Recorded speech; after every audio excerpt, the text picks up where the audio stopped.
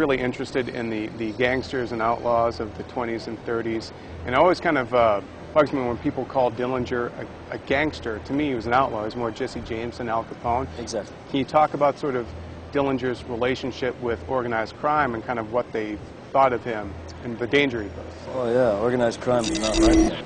Organized crime found him a kind of wild card and potentially very dangerous to their operation. You know, Dillinger was out there, you know, owning it and kind of flying by the seat of his pants, if you will, and yeah, he was not liked in those arenas.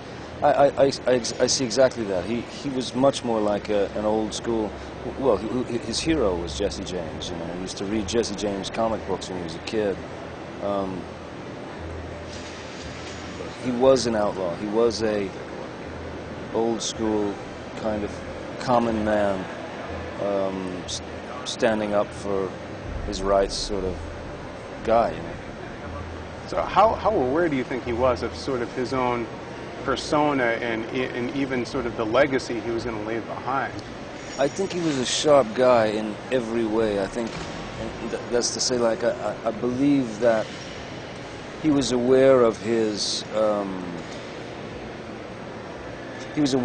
effect or his power on the people, but he was also aware of the people's power on him, and I think he made also I think he knew that the clock was ticking, and there was only going to be a certain amount of time before it was up, you know, it was up, and he kind of made peace with that as well. He was all right with it.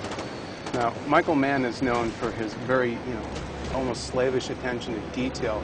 I'm just curious, whether it's working with a director like Mann or any director, is there a point where, like, too much information can be too much for an actor, or is it always a good thing?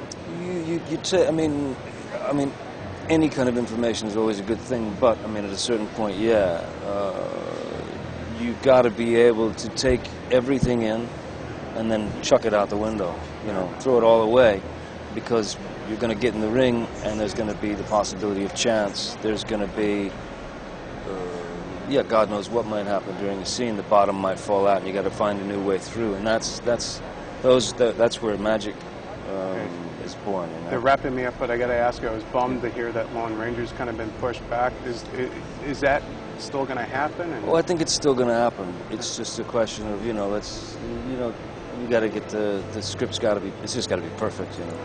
But I got a good feeling, you know. I think it's going to be a good one.